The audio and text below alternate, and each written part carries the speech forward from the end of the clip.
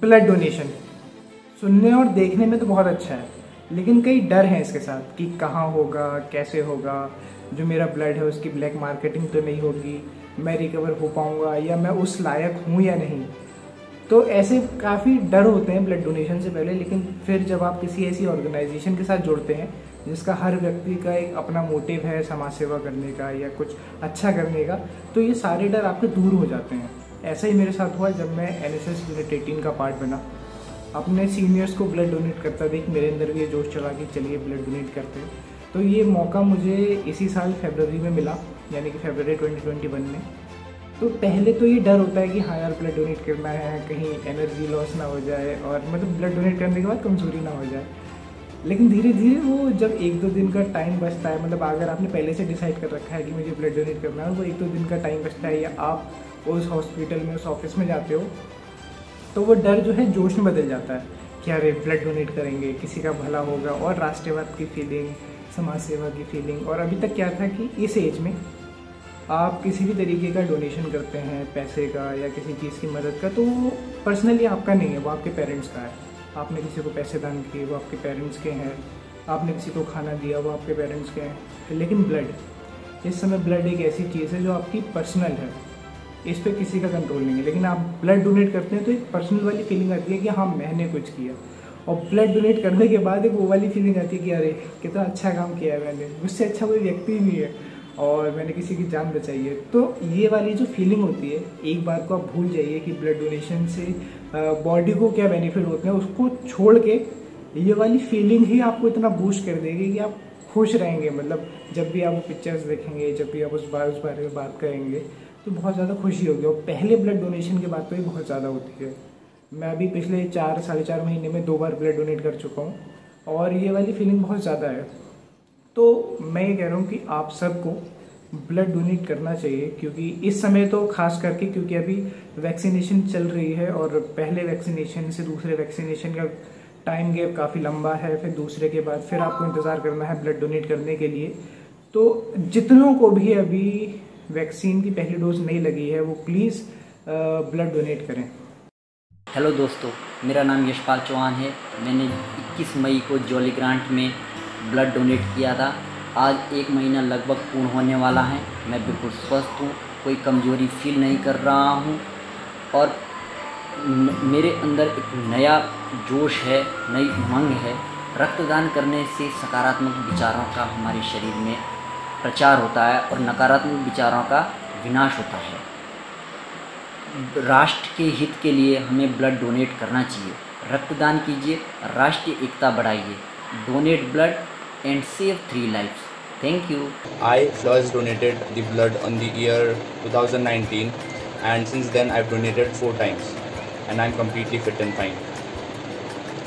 Blood donation involves few simple requirements that a donor must have. Those few simple requirements are: first, the donor must be 18 plus. Second, the donor must not be in any kind of medication during the donation. Third is that the person must not consume alcohol or smoke, and the fourth is that the person must not be underweight. These are the basic requirements that are needed by the donor to donate blood. The second is that we can donate blood very easily. It involves very few simple steps. The first step is that you need to fill a pre-history medical form that requires the information of your medical history in the recent times. The second step is that they check your hemoglobin level. For men, the basic hemoglobin level is 12 and I was having 16. That is really high because high hemoglobin leads to several diseases like brain hemorrhage and even blood clotting. So donating blood would help you maintain that blood hemoglobin level. There are a lot of pros of donating blood, the first of which being that you get to maintain the blood hemoglobin level in your body. The second is that your body gets rejuvenated and have a chance to circulate fresh blood in your body. The second is that your body becomes immune to several diseases and becomes stronger. The third is that you also get to check your blood hemoglobin level on a regular basis. A person who donates the blood gets his blood rejuvenated in near about 2 to 3 days and he is or she is ready to donate the blood in 3 months gap. That is the minimum time duration for donating blood consequently. the blood donation is very helpful for people because it helps you save 3 lives. 1 unit of blood that you donate would be used to save the lives of 3 people that you even don't know. So that is a really good and thrilling thing and is also working for the noble cause of people around. तो ये बातें आपने सुनी हमारे बाकी volunteers की, उन्हें कैसा लगा अपना पहले ब्लड डोनेशन या उसके बाद वाले ब्लड डोनेशन के बाद। लेकिन कई सवाल अभी भी आपके मन में होंगे कि हमें ब्लड डोनेट कहाँ करें और कौन सी ऐसी जगह है जहाँ ब्लड की ब्लैक मार्केटिंग ना होती हो, किसी ज़रूरतमंद का फ़ायदा ही हो।